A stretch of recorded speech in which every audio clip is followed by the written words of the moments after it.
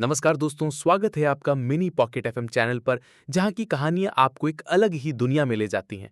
यहां आपको मिलेंगी रोमांच और फैंटास्टिक कहानियों के शानदार एक्सप्लेनेशन। और अगर आप स्टोरी के ऑडियो सुनने के शौकीन हैं, तो आप हमारे चैनल मिनी पॉकेट एफएम को सब्सक्राइब करना ना भूलें। आज मैं आपके लिए लेकर आया हूं न्यू स्टोरी का नया और धमाकेदार एपिसोड। यकीन मानिए, आज का सफर आपको रोमांच और मस्ती से भर देगा। और हाँ दोस्तों, अगर आपने अभी तक हमारी कहानियां YouTube पर नहीं देखी, तो अभी हमारे चैनल को सब्सक्राइब करें ताकि आप कोई भी मजेदार एपिसोड मिस ना करें। ध्यान रहे, ये कहानी पूरी तरह से काल्पनिक है। इसे केवल मनोरंजन के लिए बनाया गया है। इसे असलियत से जोड़ने की कोशिश ना करें। तो चलिए, बिना किसी देरी के शुरू करते हैं आज का ये शानदार एपिसोड। तैयार हो जाइए एक नई और अद्भुत दुनिया में कदम रखने के लिए। 2 वर्सेस 8 के खेल एक बार फिर से शुरू हो गया। इस बार फिर से तरुण ने ही बॉल ले लिया और अपने टीम के साथ मिलकर बास्केट की ओर बढ़ने लगा। परंतु इस बार उसे रोकने के लिए अधीर तरुण के सामने आ जाता है, लेकिन अधीर ने सोचा नहीं था कि उसे रोकने भी कोई सामने आ सकता है। अधीर तरुण से बॉल लेने के लिए सामने तो आया, वहीं दूसरी ओर से तरुण का एक टीममेट उसे रोकने आ गया था।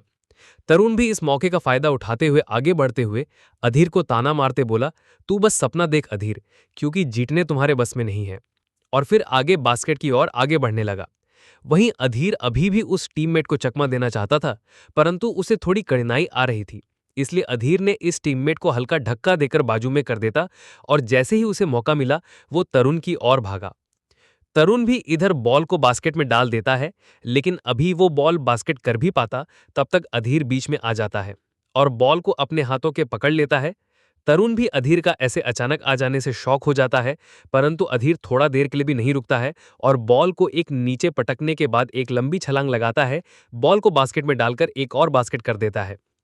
वहीं दूसरी ओर अधीर के इस गोल से वहां उपस्थित सभी को आंखें फटी की फटी रह गई थी, क्योंकि अधीर ने अपने पास बास्केट में गोल नहीं, बल्कि दूसरे तरफ के बास्केट में गोल कर दिया था। इतनी दूर से की गई गोल से सब चौंक गए थे। अधीर इस गोल से तरुण भी चौंक गया था। उसने तो अपने मन में चिल्लाते हुए बोला, क्या अधीर ने सच में एक लंबा गोल किया? फिर अपने भी ही बोला, अब मैं इसे नहीं छोड़ूंगा। अधीर के इस गोल से तो अंकुश भी खुश हो गया था और अधीर से बोलता है, बहुत अच्छा भाई, तुमने अच्छा खेला। खेल के इस मोड़ पर आते हुए दोनों टीम का स्कोर 35-23 हो गया था। खेल एक बार फिर से शुरू हो गया, लेकिन इस बार ज्यादा समय नहीं था, बस कुछ देर में समय खत्म होने वाला हो था। इस बार तो तरुण ने भी पूरी तरह प्लान बना लिया था। वो नहीं चाहता था कि अधीर गलती से भी ये खेल जीत जाए, इसलिए उसने बॉल तो अपने हाथ में लिया हुआ था। वहीं वो अपनी टीम से बोलता है, बाकी तुम सभी अधीर को बस रोके रखो, तब तक मैं बास्केट करने की कोशिश करता हूं। तरुण के बात सुनने के बाद उसके कुछ टीममेट रोकने के लिए सामने आगे आ गए। अधीर इसे देख के एक हल्की सी मुस्कान देता है और कहता, तुम्हारे पास इतनी ताकत है कि तुम मुझे रोक सकते हो? अगर हाँ, तो देखते हैं क्या कर सकते हो। अधीर की बात सुनने के बाद उसके विरोधी टीम का एक खिलाड़ी कहता है, चलो उसे मजा चखते हैं। और अधीर के ऊपर सब टूट पड़े, लेकिन सबसे खुद को बहुत ही फुर्ती से बचा लेता है। वहीं अधीर को सबसे घिरा हुआ देख तरुण मन ही मन बोलता है, इस बार तुम नहीं बच पाओगे, चाहे तुम कितनी भी तेज हो या टैलेंटेड हो, अब बहुत देर हो गया था। अभी अपने ख्यालों में गुम तरुण बॉल लेकर बास्केट तक पहुंच गया था और फिर बॉल बास्केट में डाल दिया, लेकिन इस बार भी अधीर बीच में आ गया और तरुण के हाथ से बॉल लेके खुद ही बास्केट कर देता है। तरुण एक बार फिर से अधीर के बीच में आने की वजह से चिढ़ गया था और बोला, ये क्या हो रहा, जब भी मैं बास्केट करने जाता हूं तो ये कचरा पता नहीं बीच में कैसे आ जाता है। इस बार तो देखने वाले छात्र और भी चौंक गए थे, क्योंकि एक बार फिर से अधीर ने लंबा बास्केट किया था। उसके इस चाल और खेलने की फुर्ती से कुछ लड़के और लड़कियां भी उसके वाहवाही करने लगे। इस बार तो जब अधीर बास्केट करने वाला था तो सभी ने चीयर अप किया। भीड़ में खड़ा हस्की भी ये सब देख के खुशी से भौंकते हुए उछलने लगा। अब तो सबके बीच में अधीर चर्चा करने का विषय बन गया था। सब एक दूसरे बात करते लगे, कुछ बोल रहे थे, क्या हम सब गलत थे? अधीर एक कचरा नहीं है, बल्कि वो तो पहले से और शक्तिशाली हो गया है। लेकिन सबके मन में एक सवाल उठने लगा था कि आखिर अधीर इतना जल्दी और इतना ताकतवर कैसे बन गया। ऐसे ही बहुत सी बातें सभी के बीच होने लगी थी। वहीं जब समय समाप्त हुआ तो दोनों के स्कोर में बहुत अंतर था। 42-37 के स्कोर के साथ अधीर ये खेल जीत गया था और तरुण की टीम हार गई थी। तरुण के हारने के बाद तरुण का एक टीममेट उससे बोलता है, चलिए भाई, अब हमें यहाँ से जाना चाहिए। तरुण ने तो उसका बात सुना भी नहीं। वो तो अपने ही ख्यालों में खोया हुआ था। वो अपने मन में गुस्से के साथ कहता है, मैं जिससे नफरत करता हूँ आज मैं उसी से हार गया। अब तो मैं किसी को मुंह दिखाने के लायक नहीं रहा। तरुण अपने मन में अधीर को गाली देते हुए कहा, मैं तुम्हें चलने लायक नहीं रहने दूंगा। अभी वो अपने ख्यालों में था ही कि उसका साथी फिर से उसे कहता है, भाई हम हार गए हैं, चलो अब यहाँ से। इस बार तरुण उसकी बात सुन लेता है, अपने उतरे हुए चेहरे के साथ गुस्से में जाने लगता है। तभी अधीर पीछे से तरुण को आवाज लगाते हुए कहता है, जाने की इतनी जल्दी क्या है? अब आप हारने कैसे जा रहे हैं, तो मुझे लग रहा है शायद आप कुछ भूल रहे हैं। अधीर की बात सुनकर तरुण रुक जाता है। तरुण हारने के बाद उदास मन के साथ ग्राउंड से बाहर जाने लगा था, परंतु वो वहां से जा पाता तब तक अधीर उसे रोक देता है। तरुण अधीर के रोकने से रुक तो जाता है, लेकिन वो और भी गुस्सा हो जाता है। तरुण और उसका टीम रुक तो जाता है, लेकिन सब गुस्से में भी आ जाते हैं। हालांकि अधीर को उन सब के गुस्सा से कोई फर्क नहीं पड़ता और चेहरे पर एक हल्की मुस्कान के साथ खड़ा रहता है। अधीर को ऐसे शांत और मुस्कुराते हुए देख सब समझ जाते हैं अधीर क्या चाहता है। इसलिए तरुण का एक साथी गुस्से में चिल्लाता है और अधीर की ओर अंगुली करके गुस्से से ही कहता है, क्या तुम चाहते हो कि तरुण भाई तुम्हारे सामने झुके और माफी मांगे भी तुमको पापा बोले? लग रहा है तुम जिंदगी से ऊब चुके हो। अधीर उस लड़का का बात सुन ठंडे लेकिन शांत स्वर में कहता है, मैं ऐसे बेटे को पहचानने का जोखिम नहीं उठा सकता जो अपने बाप को पहचानने से इनकार कर रहा हो, लेकिन कोई बात नहीं, मैं सुधार दूंगा। अधीर की ऐसी कड़वी बात सुन तरुण के एक साथी बहुत चुड़ा गुस्सा हो जाता है और कहता है, बच्चे क्या तुम मरना चाहते हो? तरुण का वो साथी यहाँ नहीं रुकता है। वो अधीर को बोलने के बाद अपने दोस्तों को लेकर उसके और बढ़ने गुस्से में मरने के लिए बढ़ने लगता है। जब तरुण के साथी अधीर को मरने के लिए तेजी से आने लगते हैं तो अधीर भी इसके लिए तैयार हो जाता है और जैसे ही उन लड़कों में से सबसे आगे वाला लड़का अधीर पर हमला करता है तो अधीर अपने जगह पर ही हल्का सा बाएं ओर झुक अपने दाएं पैर से सामने से आ रहे बंदे के छाती पर जोर से मारता है। अधीर का ये वार ऐसा था कि वो पीछे से आ रहे अपने ही बंदे पर गिरता है और उन्हें भी गिरा देता है। जिस लड़के को अधीर ने मारा था उसका तो और हालत खराब हो जाता और वो छाती पकड़ खून की उल्टी करने लगता है। वहीं जो लड़के और लड़कियां अभी भी वहां थे वो अधीर की इस मुंह से चौंक जाते हैं। वो आपस में बात करने लगते हैं। एक बोलता है, लग रहा है अब यहाँ लड़ाई होने वाला है, तो दूसरा ने कहा, हाँ लग तो ऐसा ही रहा है, पर मुझे एक बात समझ नहीं आ रही है। तो पहला बोलता है, कौन सा बात? इस पर दूसरा कहता है, अचानक ही अधीर इतना ताकतवर कैसे हो गया? हालांकि ये सवाल तो सबके मन में था, यहां तक कि अधीर का सबसे खास दोस्त भी ये जानना चाहता था, लेकिन वो अपने दोस्त के लिए खुश था। तरुण के साथियों को पीटने के बाद वो आगे बढ़ता है और अचानक ही तरुण के सामने आ जाता है। तरुण जो पहले सैसी अधीर को अपने साथियों को ऐसे पीटता हुआ देख चौंक गया और वहां से जाने की कोशिश करने लगा। जब अधीर ने देखा कि तरुण वहां से चुपके से जाना चाहता है तो वो अपनी स्किल का प्रयोग करते हुए एकदम से तरुण के सामने आ गया। तरुण अधीर को अचानक अपने सामने देख के थोड़ा डर गया और डर के वजह से उसके कदम लड़खड़ाने लगे। तो अधीर ने उसका हाथ पकड़कर उसे गिरने से तो बचा लिया, लेकिन उठाया नहीं। फिर अधीर तरुण को घूरते हुए कहा, तुम भागना चाहते हो, वो भी हारने के बाद? इतना आसान नहीं है, तुम्हें अब अपनी शर्त को पूरा करना चाहिए, नहीं तो तुम यहां से नहीं जा सकते हो।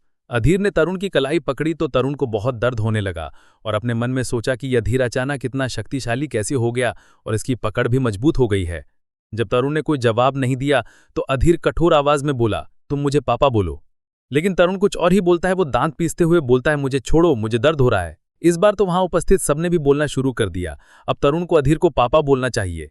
तो एक और बोलता है, तरुण ने पहले खुद ही शर्त लगाई और अब जब वो हार गया तो उसे पापा बोलने में किस बात की हिचक हो रही है? ऐसी सबने अलग अलग तरह की बात करना शुरू कर दिया। जब तरुण ने सबके मुंह से अपने बारे में से बात सुनी तो उसने अधीर को धमकाने वाले लहजे में बोला, अधीर तुम्हें इसके लिए पछताना पड़ेगा। जब अधीर ने देखा कि तरुण बात मानने की जगह उसे धमका रहा है तो उसे गुस्सा आ गया और उसने जोर से उसकी कलाई को दबाया तो तरुण के मुंह से इस बार जोर की एक चीख निकल गई और उसी डर से तरुण ने कहा, मेरा कलाई छोड़ो, मुझे दर्द हो रहा है। लेकिन अधीर पर उसकी बात का कोई असर नहीं हुआ और उसने अपने दांत पीसते हुए गुस्से में कहा, जितना बोला है उतना करो और जल्दी से मुझे पापा बोलो। इस बार बिना किसी बहस के उसने हिचकिचाते और शर्मिंदा होते हुए कहा, अधीर पापा। क्या बोला? मुझे सुनाई नहीं दिया, थोड़ा जोर से बोलो। फिर तरुण जोर से कहता है, अधीर पापा। इस बार अधीर कहता है, अब ठीक है। हालांकि वो ये बोलना तो नहीं चाहता था पर उसके पास कोई और रास्ता नहीं था तो बोलना ही पड़ा। जब अधीर ने सुना कि तरुण उसे पापा बोल रहा है तो उसने उसे छोड़ दिया और बोला, ठीक है, लेकिन मुझे तुम्हारे जैसे बेटे की कोई ज़रूरत नहीं है। इसी के साथ वो उसे उसकी ही हाल पर छोड़कर वहां से चला जाता है। रास्ते में जाते हुए अधीर और अंकुश आज जो हुआ उसके बारे में बात कर रहे थे और हस्की बस अधीर के गोद में बैठकर उनकी बात सुन रहा था। तभी अंकुश एक बात पर चिंता करते हुए कहता है, भाई अधीर, मुझे क्या लगता है हमने राहुल और तरुण को नाराज कर दिया है तो हमारे साथ कुछ होगा नहीं ना, क्योंकि उन दोनों के बहुत ऊपर तक संबंध हैं। तो अधीर अंकुश की बात करते हुए कहता है, अरे मोटे, तू बस खाने में अपना दिमाग लगा, क्यों ये सब फालतू की बात सोच रहा है? जो होगा देखा जाएगा।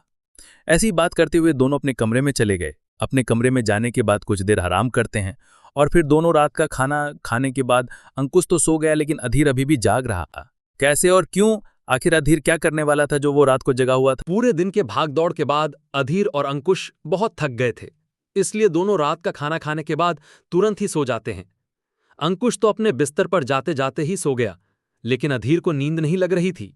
वो एक बार फिर से अपने पूरे दिन के हुए सभी चीजों को याद करता है और अपने मन में सोचता है, अभी मेरी शक्तियां ज्यादा नहीं बढ़ीं और साथ ही ये शरीर ज्यादा कल्टीवेशन करने में सक्षम नहीं है। इसलिए मुझे पहले अपने शरीर को उस लायक बनाना होगा, तो ही मैं ताकतवर तकनीक का अभ्यास कर सकता हूं, अन्यथा नहीं। अधीर अपने मन में सोचते सोचते कब सो जाता है उसे पता नहीं चलता। अगले दिन सुबह जब अधीर की नींद खुलती तो वो पहले खुद को तरोताजा महसूस करता है और अपने चारों ओर देखने लगता है, लेकिन उसे अंकुश दिखाई नहीं देता है। तो अधीर सोचता है शायद वो कैंपस में गया होगा। हालांकि अधीर का पुनर्जन्म था, लेकिन अधीर जब पहला बार साधना करने बैठा था तो उसे इस जगह और इस शरीर के बारे में सब याद आ गया था। इसलिए वो सामान्य व्यवहार कर रहा था। हालांकि उसके आसपास रहने वाले लोगों को उसके व्यवहार में और बात करने के तरीके में अंतर समझ आ जाता था। खैर, ये तो बीती हुई बात है। आज जब अधीर देखता है कि अंकुश नहीं, तो वो अपने बिस्तर पर पैरों को जोड़कर साधना की मुद्रा में बैठ जाता है। बैठने के बाद वो अपनी आंख बंद करता है और ध्यान में खो जाता है। वहीं पास में बैठा हस्की, जो हमेशा ही अधीर के साथ रहता है, वो अधीर को ऐसे साधना करते हुए इधर उधर गर्दन करके देख रहा था। साधना से बाहर आने के बाद अधीर अपने पंच से हवा में हमला करते हुए अपने ताकत को देख कहता है, थंडर तकनीक के 3 प्रकार हैं, जो कि प्रारंभिक, मध्यम और उच्चतम श्रेणी में विभाजित हैं, और मैं अभी इसके प्रारंभिक श्रेणी के पार करने के नजदीक हूं, और अब मुझे इसे पार करने के लिए मुझे एक उच्च आध्यात्मिक आभा वाला जगह की आवश्यकता है। अधीर उच्च आभा वाली जगह के बारे में सोच ही रहा था कि अंकुश जल्दी से दरवाजा खोल के अंदर आ जाता है। अंकुश के अंदर आते ही अधीर का ध्यान उस पर जाता है तो उससे कहता है, कहाँ गया था भाई इतनी सुबह सुबह? इस बार इस जवाब में अंकुश खुश होते हुए कहता है, भाई यहीं नीचे कैंपस में घूम रहा था। अधीर अंकुश की इतना खुश देखकर थोड़ा सोचते हुए कहता है, लेकिन तू इतना खुश क्यों है? अंकुश जल्दी से उत्साहित होते हुए जवाब देते हुए कहता है, भाई तू मेरी बात पर यकीन नहीं करेगा। आज जब मैं नीचे घूम रहा था तो मुझे पता चला कि हमारा क्लास कहीं बाहर कैंप पर जा रहा है। तू भी चलेगा ना? फिर धीरे धीरे आगे बढ़ते हुए खुद को एक सिंसियर लड़का दिखाते हुए अंकुश शांत स्वर में कहता है, जानते हो, हम कैंपिंग के लिए कुसौली जा रहे हैं, जो सभी तरफ पहाड़ी, झरने, चोटियां और बहुत से खूबसूरत नज़ारों से भरा हुआ है। लेकिन सबसे खास बात उस जगह की यह है कि वहां खूबसूरत लड़कियां भी होंगी। ये वाक्य कहते हुए अंकुश अपने ही दुनिया में खो गया था। फिर अधीर उसको टोकते हुए कहता है, तू नहीं सुधरेगा। कब से सिंसियर की तरह बात कर रहा था और अब छिछोरों की तरह हरकत कर रहा है। अधीर की बात सुन अंकुश शांत हो जाता है और अपने कुर्ते को ठीक करते हुए कहता है, तो क्या हुआ, मैं छिछोरों की तरह कर रहा हूं? मैं भी एक जवान लड़का हूं, मेरा भी दिल करता है कि मेरी एक गर्लफ्रेंड हो। फिर अधीर बोलता है, हाँ, मैं समझ गया तेरे दिल की बात। इस पर अंकुश बोलता है, तू ये सब छोड़, ये बता तू चलेगा या नहीं? अधीर कुछ देर सोचने का नाटक करता और फिर अंकुश के पास जाकर उसके कंधे पर हाथ रखकर कहता है, देख भाई, मैं तेरा दिल नहीं तोड़ना चाहता हूं, लेकिन अधीर अपने बात को बीच में ही रोक देता है। पर अधीर की लेकिन सुनकर अंकुश थोड़ा मायूस हो जाता है और कहता है, ठीक है, मैं जाने की रजिस्ट्रेशन नहीं कराऊंगा। अंकुश को ऐसे मायूस होता हुआ देख अधीर कहता है, अरे मैं तो मजाक कर रहा था, मैं जाने के लिए तैयार हूं, जाओ रजिस्ट्रेशन करा दो। अधीर को मानता हुआ देख अंकुश को यकीन नहीं हो रहा था, क्योंकि अधीर पहले कहीं नहीं जाता था, और जब आज अंकुश उसे बताने आया था तो वो जाने के लिए उत्सुक तो था, लेकिन उसे एक डर था कि अधीर कहीं मना कर दे। इसलिए अधीर जब लेकिन कह के रुकता है तो अंकुश मायूस हो जाता है, किंतु जब अधीर मान जाता है तो अंकुश की खुशी की कोई सीमा नहीं थी। फिर वो एक पूछता है, तू सच में जाना चाहता है ना? अधीर भी इस बार बिना कोई मजाक के कहता है, हाँ जाऊंगा, वैसे भी मेरा एक छोटा काम भी है वहां। जब अधीर ने सुना था कि भी लोग पहाड़ी क्षेत्र में जा रहे हैं तो वो भी खुश हो गया, क्योंकि ऐसे जगहों पर आध्यात्मिक ऊर्जा ज्यादा होती है जो साधना के लिए सहायक होती है। कुछ दिन ऐसे ही बीत जाते हैं और आज वो दिन था जिस दिन सब कैंपिंग के लिए जाने वाले थे। आज सुबह अंकुश कुछ ज्यादा ही पहले जग गया था और जल्दी से जाने के लिए तैयार होने लगा था। वैसे तो जाने के लिए बस सुबह 8:30 में खुलने वाली थी, लेकिन अंकुश सुबह 5 बजे ही जग गया और फ्रेश होकर नहाने चला गया। अब तक 6 बज चुके और अधीर भी अभी अभी अंगड़ाई लेते हुए उठता है। दोनों तैयार होने के बाद 8 बजे तक बस के पास पहुंच चुके थे। वहीं जब सब आ जाते हैं तो बस अपनी यात्रा पर निकल जाती है। उस कैंपिंग की टीम में एक लड़की अधीर की एक्स गर्लफ्रेंड देविका भी थी। आगे क्या होगा अधीर के साथ इस यात्रा में और वो आज किससे मिलने वाला है, ये कहानी आपको कैसी लग रही है हमें कमेंट में जरूर बताएं। कैंपिंग के दिन अधीर और अंकुश अच्छे से तैयार होकर बस के पास आ जाते हैं। लेकिन वहां अधीर की मुलाकात एक ऐसे लड़की से होता है जिसे वो बिल्कुल पसंद नहीं करता था। उसे देखने के बाद वो अपने मन में सोचता है, अगर मेरा वहां जरूरी नहीं होता तो मैं इस धोखेबाज को देखना भी पसंद नहीं करता। ये वही लड़की है जिसने अधीर को छोड़ा था, देविका।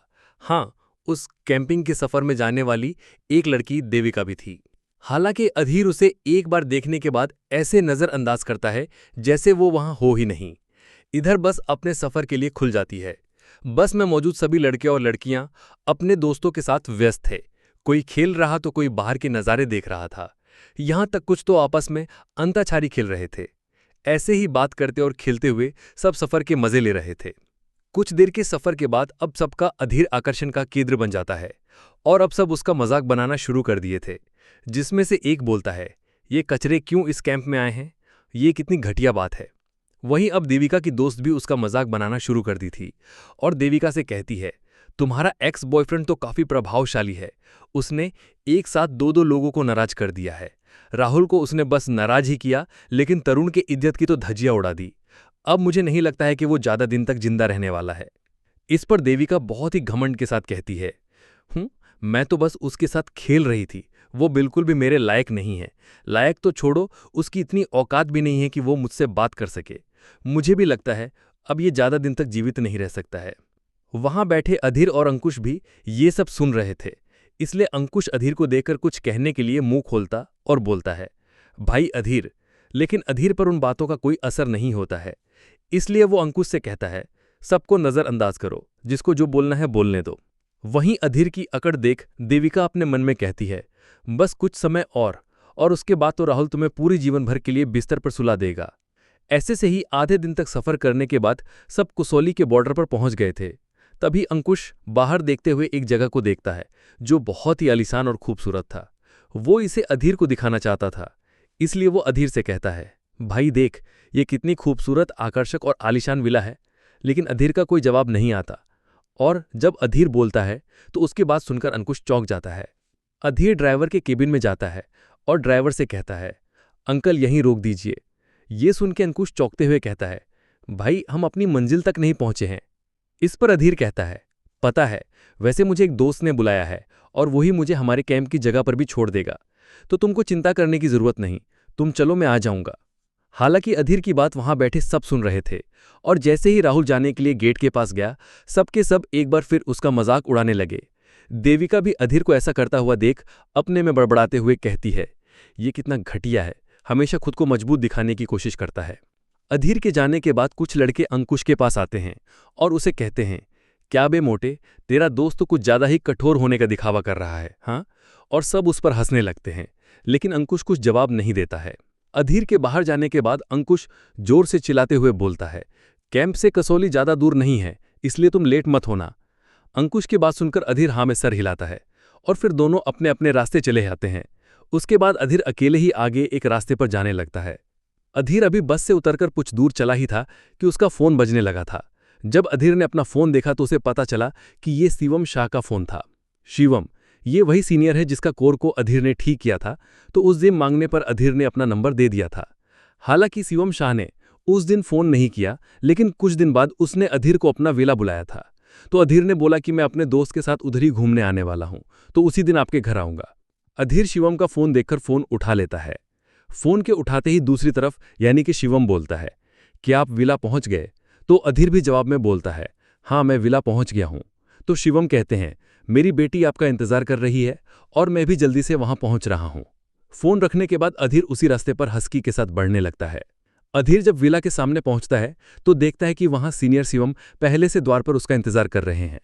जब अधीर उनके पास पहुंचता है तो वो बड़े ही विनम्रता से अधीर का स्वागत करते हुए कहता है, इस तरफ चलिए। अधीर अंदर जाते हुए अपने आसपास की जगह को अच्छी तरह देखते हैं। जब अधीर उस जगह को देख रहा था तो उसे वहां कुछ अलग महसूस होता है और अपने मन में कहता है, मुझे यहाँ की आध्यात्मिक ऊर्जा बहुत ही घनी और अच्छी मात्रा में महसूस हो रही है। अगर मैं यहाँ साधना करता हूं तो मैं जल्द ही अगले स्तर पर पहुंच सकता हूं। ये सब सोचते हुए वो विला के अंदर आ गया था। अधीर अंदर जाते ही देखता है वो विला बाहर से जितना आलीशान और अच्छा है, उससे ज्यादा अंदर से आलीशान है। अगर ये कहा जाए कि अधीर को ये विला पसंद आ गया था तो कुछ गलत नहीं होगा। हालांकि इसके चेहरे पर कोई भी भाव नहीं आई थी। जब शिवम और अधीर अंदर आ गए थे तो शिवम सामने खड़ी एक लड़की की ओर इशारा करते हुए कहता है, मास्टर राहुल, ये है मेरी बेटी। जब अधीर सामने उस लड़की को देखकर चौंक गया। उसे यकीन नहीं था कि वो इस लड़की से यहां और ऐसे मिलेगा। वही जब वो लड़की अधीर को देखती है तो वो भी चौंक जाती है। एक दूसरे को देख के वो इतने चौंक गए थे कि कुछ देर तक वो एक दूसरे को देखते ही रह गए। तभी वो लड़की थोड़ा गुस्से में चिल्लाते हुए कहती है, अनजान लड़के, तुम यहां कैसे हो सकते हो? वहीं अधीर भी उस लड़की को देख के अपने मन में कहता है, क्या ये वही लड़की है जिसकी शिवम बात कर रहे थे? दोनों एक दूसरे को देखकर बस यही सोच रहे थे कि ये यहां कैसे। फिर वो लड़की अपने दिमाग को शांत करती है और कहती है, क्या ये वही मास्टर है जिसके पापा बात कर रहे थे? हालांकि वो फिर भी खुद को लड़ाई के लिए तैयार करते हुए कहती है, तुम्हारा इरादा क्या है? वहीं अधीर उस छोटी लड़की की बात को सोचता है। वैसे भी इस छोटी लड़की से जब पहले मिला तब भी इसको कोई गलतफहमी हो गई थी, और आज भी ये छोटी लड़की वही लड़की है जिसने अधीर के साथ लड़ाई की थी, वो भी उस राहुल की झूठी बात पर यकीन करके। और उस दिन अधीर ने इसके ऊपर सील लगा दी थी। खैर, ये हुई पुरानी बात। पहले तो वो छोटी लड़की लड़ाई के लिए तैयार थी, फिर भी वो थोड़ा डरते हुए कहती है, तुमको क्या लगता है, तुम्हारे पास थोड़ी कौशल आ गई तो तुम मुझे डरा दोगे? इस पर अधीर कहता है, लेकिन मैं तो। अधीर जब देखता है वो छोटी लड़की अभी की उसको गलत ही समझ रही है, तो वो चेहरे पर एक हल्की मुस्कान लाते हुए कहता है, तुम चिंता मत करो, मैं यहाँ बस तुम्हारा इलाज करने आया हूँ। तो वो छोटी लड़की मजाक उड़ाते हुए कहती है, मुझे ठीक करने आए हो? तुमको क्या लगता है तुम एक श्रेष्ठ चल के मार्शल आर्टिस्ट होकर मुझे ठीक करने की हिम्मत कर रहे हो? वहीं थोड़ी दूर खड़ा शिवम इन दोनों को देख के सोचता है, क्या ये दोनों एक दूसरे को जानते हैं, लेकिन कैसे? अभी वो अपने मन में ऐसे ही सोच रहा था कि उसने सुना कि उसकी बेटी अधीर का मजाक बना रही है, तो वो अपने बेटी के पास जाता है और एक प्रसिद्ध लाइन बोलते हुए कहता है, किसी किताब को उसके बाहरी कवर से आंकना नहीं चाहिए। फिर शिवम अपने बेटी से कहता है, ये बस श्रेष्ठ चक्के हुए तो क्या हुआ, ये बाकी मार्शल आर्टिस्ट की तरह नहीं, ये कम स्तर के होते हुए भी बाकी सबसे तेज और कुशल हैं, सामान्य से परे। ये बस एक बिगड़ैल और भ्रष्ट लड़का है। तभी पीछे से शिवम का एक गार्ड पीछे से अपने हाथ में एक लकड़ी का बॉक्स लेकर आता है और अपने बॉस से कहता है, आपने जो भी दवा के सामग्री मंगाया है वो आ गया। इस पर शिवम कहता है, ठीक है। शिवम उस गार्ड से बॉक्स लेकर अधीर के पास जाते हैं। कहता है, भाई आपने मुझसे कुछ सामग्री तैयार करने के लिए तो नहीं बोला था, फिर भी मैंने अपने तरफ से कुछ तैयार कर लिया हूं। और वो बॉक्स अधीर की ओर बढ़ते हुए कहता है, क्या ये काफी होगा? अधीर शिवम को ये तैयार करता हुआ देख अपने मन में कहता है, काफी उदार हैं आप। उसके बाद वो कुछ देर उस सामग्री को देखता है और फिर अपने मन में कहता है, ये काफी उत्कृष्ट कल्टीवेशन सामग्री है। अधीर उस बॉक्स को देखने के बाद भी कुछ बोलता नहीं है और धीरे धीरे आगे बढ़ने लगता है।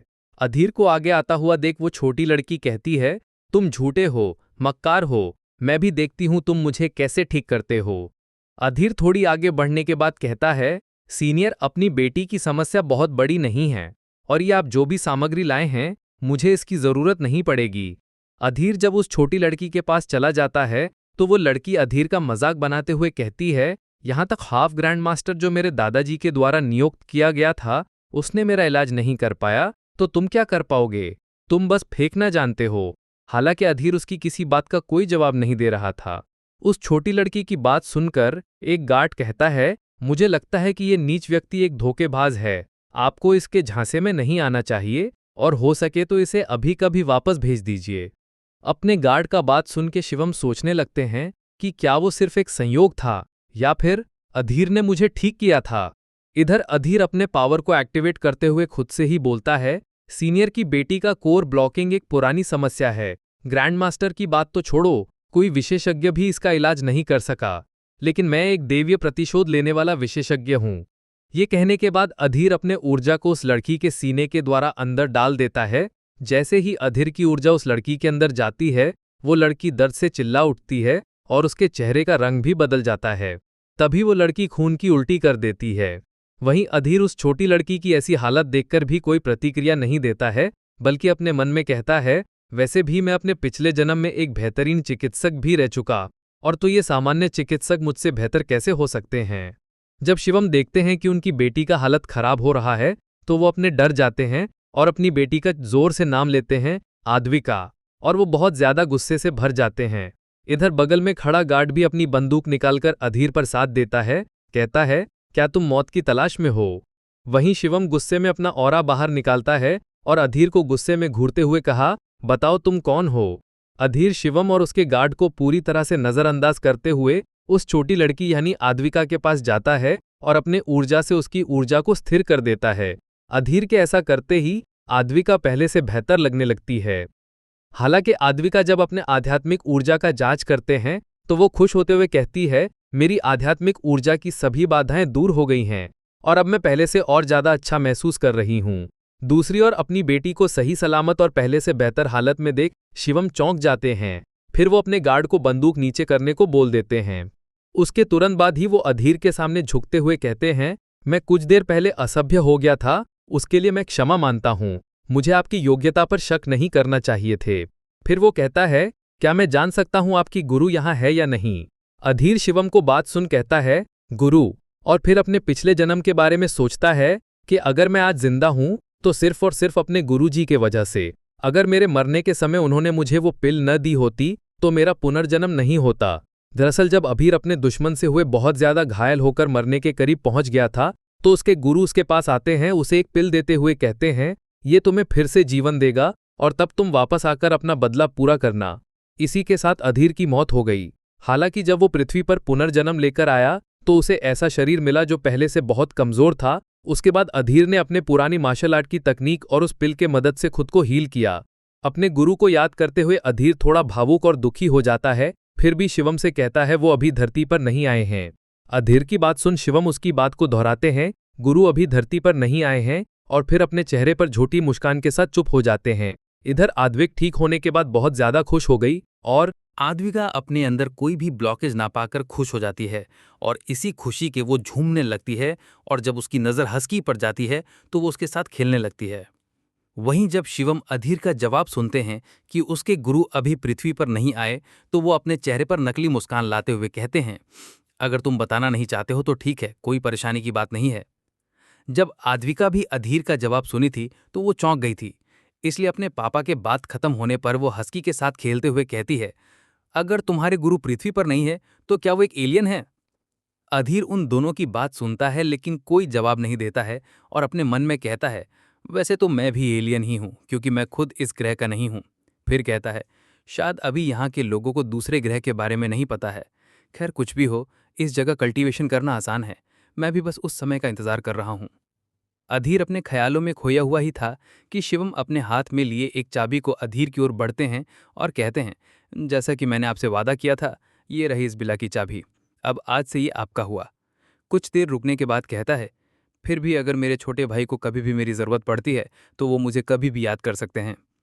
हालांकि जब आद्विका अपने पापा की बात सुनती है तो वो उनके पास जाकर मासूम चेहरा बनाते हुए कहती है, पापा मुझे ये बिला बहुत ज़्यादा पसंद है, अगर आप देना ही चाहते हैं तो कोई दूसरा दे दीजिए।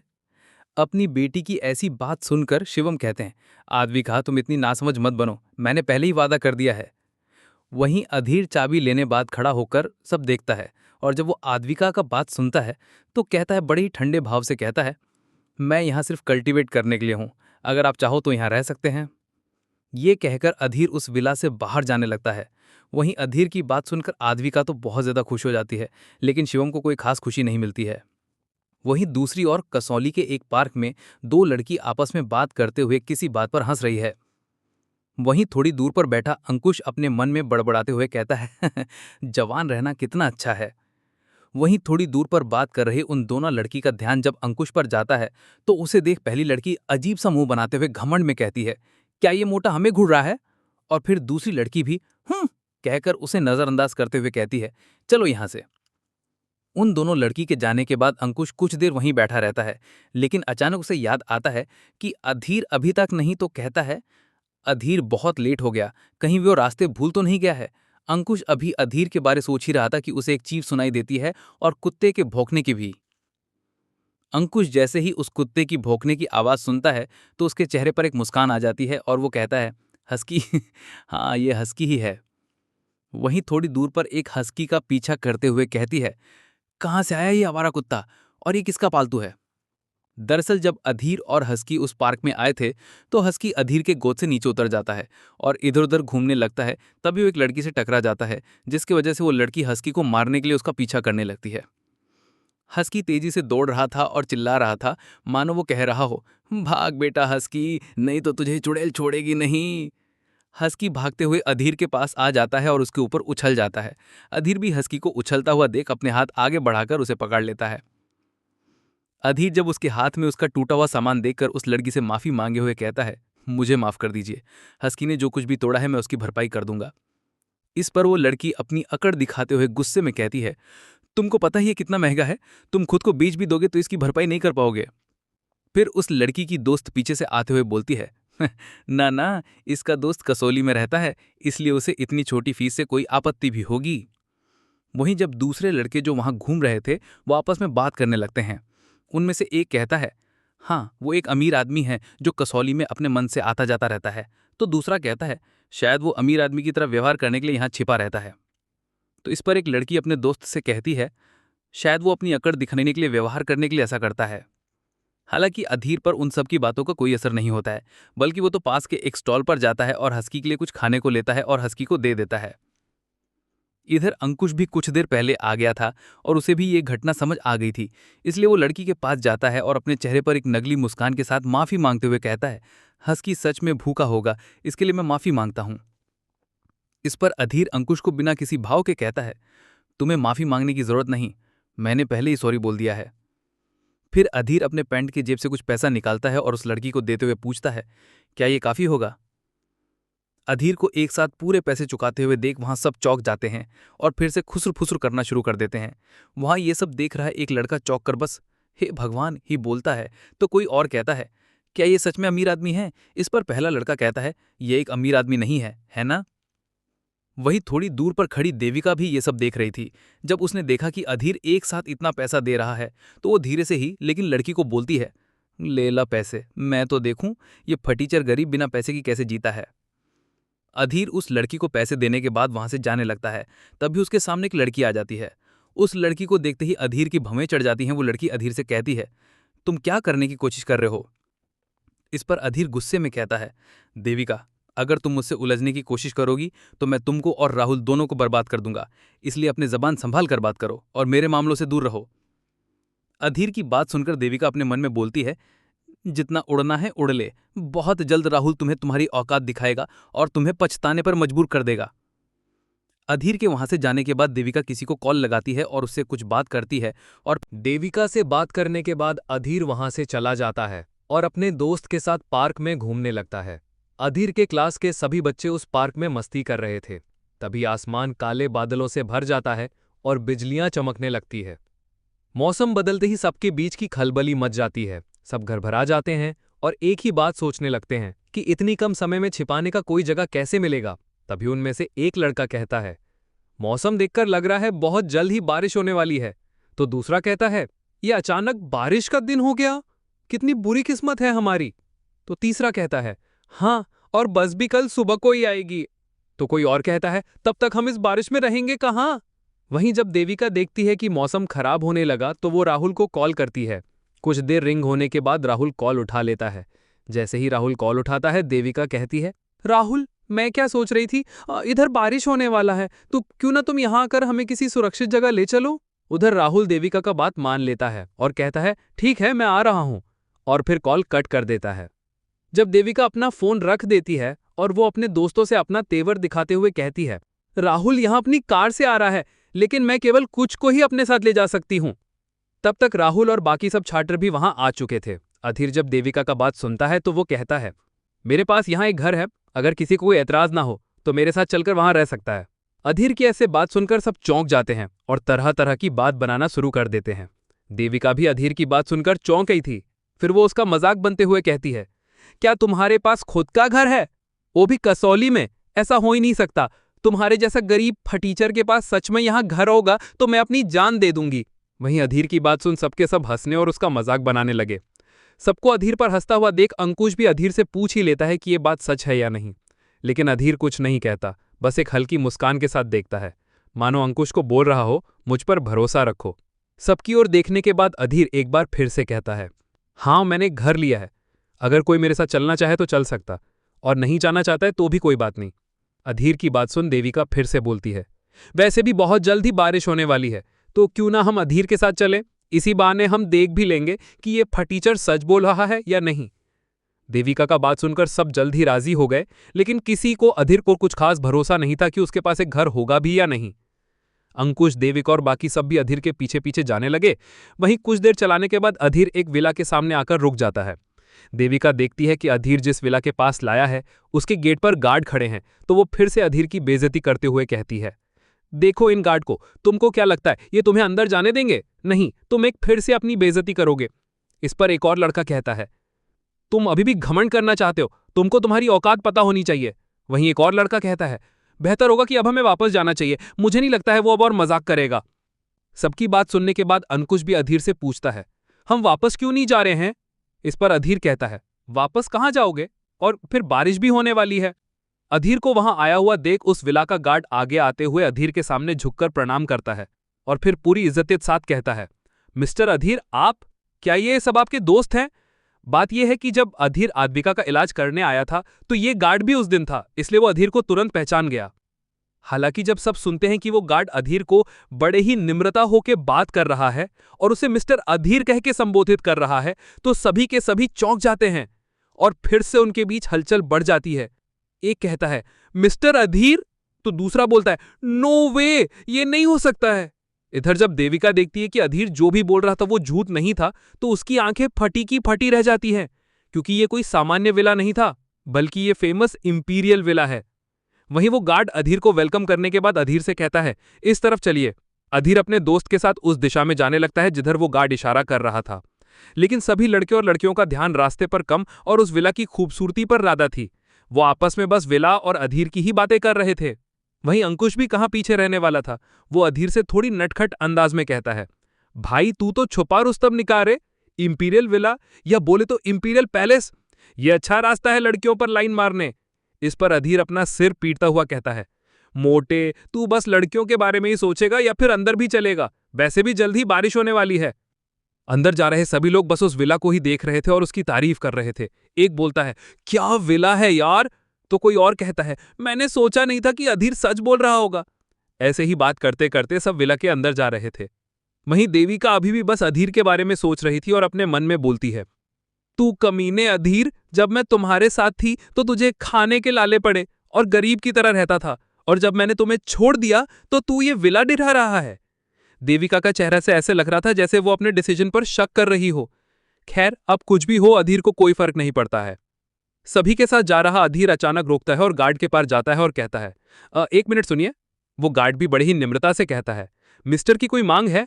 इस पर अधीर कहता है, हाँ है, मैं चाहता हूं कि आप सबको अंदर जाने दे, बस इस लड़की को छोड़कर। और फिर वो देविका की ओर इशारा करता है, ये मेरी कोई नहीं है। देविका अधीर के बात से चौंक जाती है और गुस्से में आगे बढ़ते हुए कुछ कहना चाहती थी, तब तक वो गार्ड देविका के सामने आ जाता है और रोकते हुए कहता है, मैडम आप अंदर नहीं जा सकती, सो प्लीज आप बाहर जाएं। देविका खुद को रोकता हुआ देख और भी गुस्सा हो जाती है और उसी गुस्से से कहती है, कमीने अधीर, मैं तुझे नहीं छोड़ूंगी। अधीर उसकी बात सुनने के लिए रोकता भी नहीं और अंदर चला जाता है। सबके अंदर जाने के बाद देविका ही बाहर रह गई। वो अपने में अधीर को गाली देते हुए कहती है, तू और मैं बहुत अलग है, तेरी कोई औकात नहीं है। अभी सब विला में गई ही थे कि बारिश शुरू हो जाती है। बारिश में खड़ी देविका किसी को कॉल करती है और कहती है, तुम जल्दी से यहां पर आ जाओ। देविका के कॉल रखने के कुछ देर बाद ही एक चमचमाती हुई लग्जूरियस मर्सिडीज आ जाती है। देविका जल्दी से मर्सिडीज के पास जाती है और उसका गेट खोलकर जल्दी से अंदर बैठ जाती है।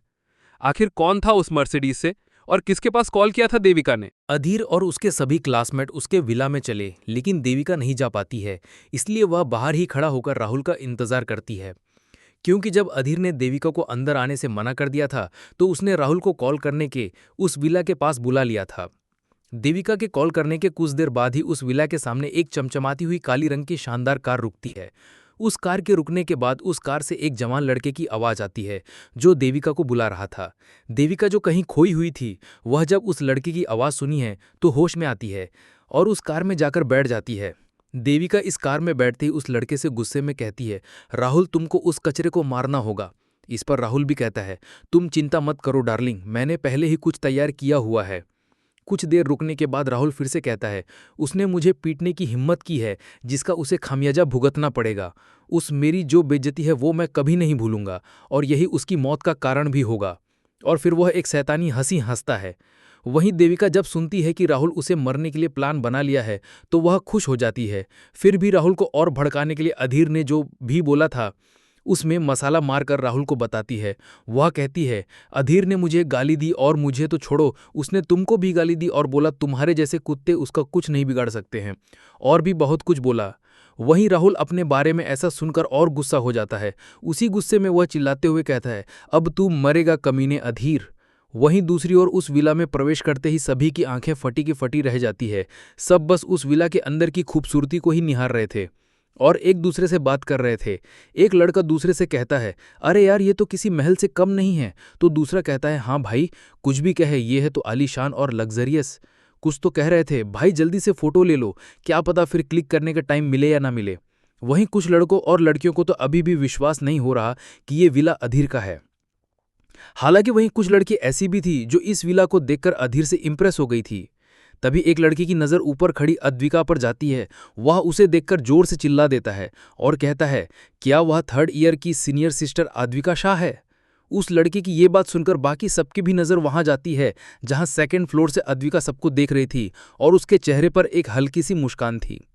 वही एक लड़की को याद आ जाता है कि ये शाह परिवार का पैलेस है, तो वह अधीर की बेइज्जती करते हुए कहती है, मुझे पता था कि इसके जैसे फटीचर की इतनी औकात नहीं होगी जो ऐसा विला खरीद ले। आखिरकार एक कचरा कचरा ही होता है।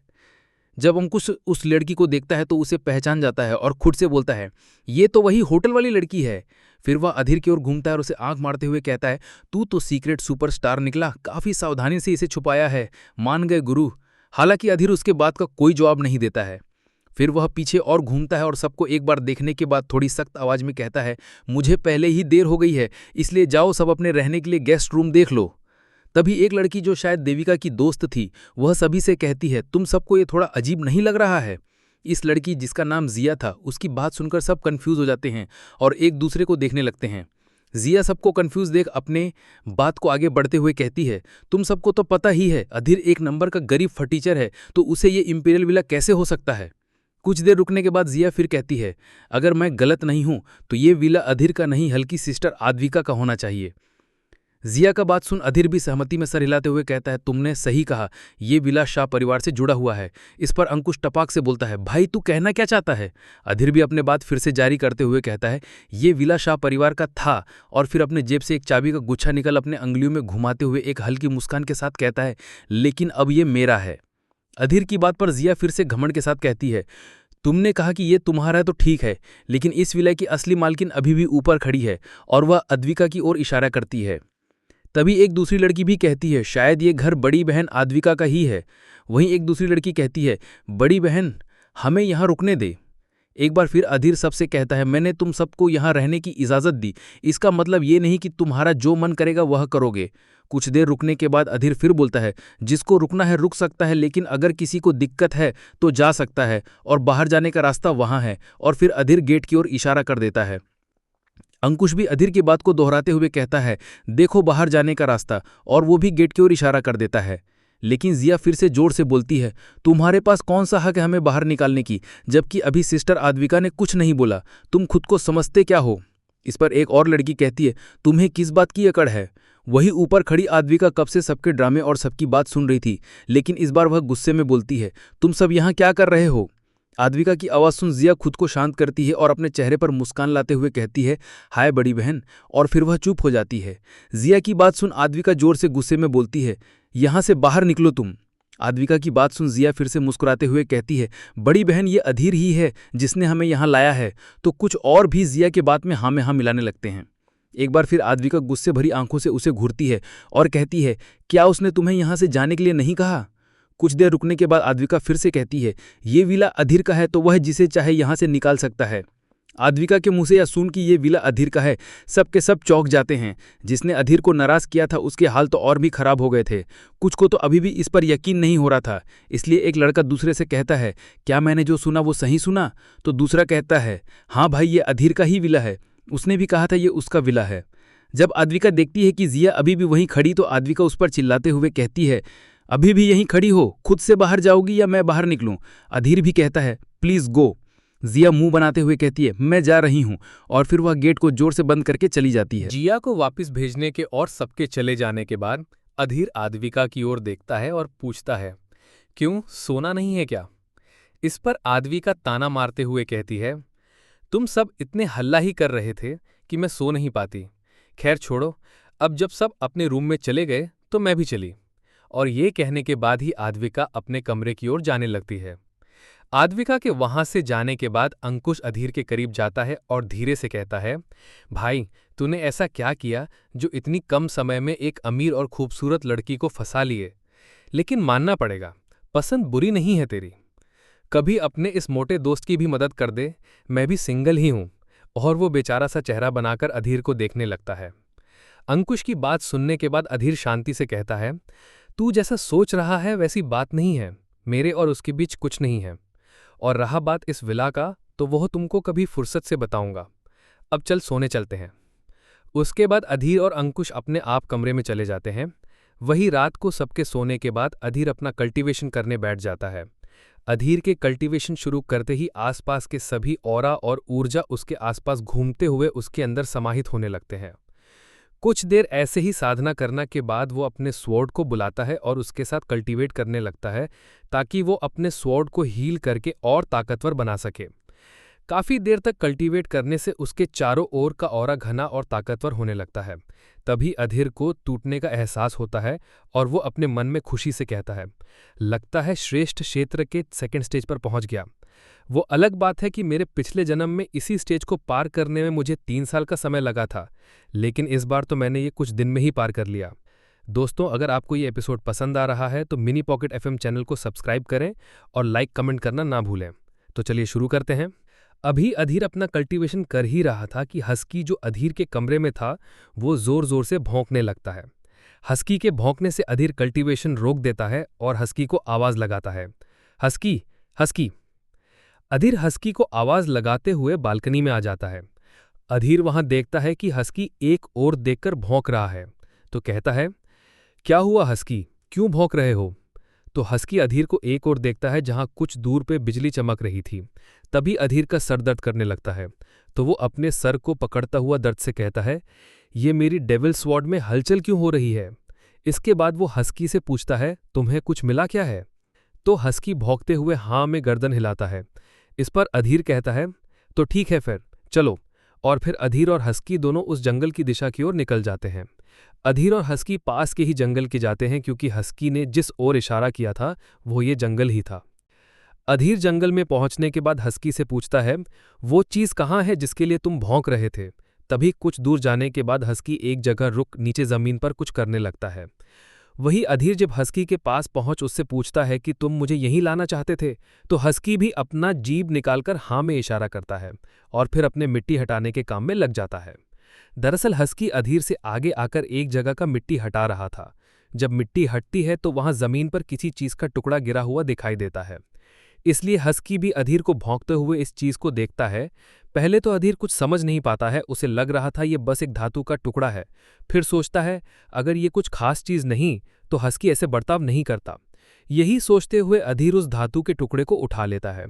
पहले तो उसे ये बस एक तलवार का टुकड़ा लगा, लेकिन उसने उसके ऊपर की मिट्टी को हटाया तो उसकी आंखें खुली की खुली रह गई, यहां तक कि वो हिल भी नहीं पा रहा था। लेकिन कुछ देर बाद वो होश में आता है और खुशी से कूदने लगता है। दरअसल जब अधीर ने उस टुकड़े के ऊपर की मिट्टी को हटाया था तो उसने देखा कि वो कोई मामूली तलवार नहीं बल्कि उसकी अपनी डेविल स्वॉर्ड थी। वो उस समय इतना खुश था, वो अच्छे से कुछ बोल भी नहीं पा रहा था। फिर कहता है, ये तो मेरी डेविल स्वॉर्ड है। वही हस्की भी अधीर की बात को सच करते हुए भौंकने लगते हैं, मानो उसे भी यही कहना है कि ये तुम्हारा ही है। फिर अधीर उस टूटे हुए डेविल स्वॉर्ड को उसके हैंडल से पकड़ता है और कहता है, मेरे पिछले जन्म में मैंने इसे पाने के लिए तारों की शक्ति और कितने अनगिनत कोर के मदद से इसे बनाया था, लेकिन मैंने सोचा नहीं था कि मेरे इस जन्म में भी ये मिल पाएगी। हालांकि मेरा साथ मेरे मरते समय तक दिया था। ये आधी टूटने के बाद भी इसने कितनों से मेरी रक्षा की। खैर, अंत में मैं मर लेकिन अब फिर से वापस आया हूं और मेरी तलवार भी वापस आने लगी है। इसके बाद वो जोर जोर से हंसने लगता है और कहता है, ये वापस आ रही है। मेरी असली डेविल स्वॉर्ड जिसे मैंने बनाया था वो वापस आ रही है। और फिर जोर जोर से हंसने लगता है और एक फिर से कहता है, डेविल स्वॉर्ड के पूरा होने के बाद उनकी बारी होगी अपने मौत का इंतजार करने की। अधीर कुछ देर रुकता है और फिर बोलता है, इससे कोई फर्क नहीं पड़ता है कौन किस स्तर पर है, चाहे वो मार्शल आर्ट्स की पीक पर हो या हेवन लेवल पर। मेरे हाथों सबके सब मरेंगे, वो भी बेरहमी से। उसके बाद अधीर जाकर अपने कमरे में सो जाता है। अगले दिन आद्विका अपने मार्शल आर्ट्स क्लब जाती है। जैसे ही आद्विका अपने मार्शल आर्ट्स क्लब में एंट्री करती है, सबके सब उसके सामने झुककर उससे प्रेसिडेंट कहकर उसे मॉर्निंग विश करने लगते हैं। आखिर सब आद्विका को प्रेसिडेंट क्यों बोल रहे थे और अभी अधीर का आगे का क्या प्लान होगा?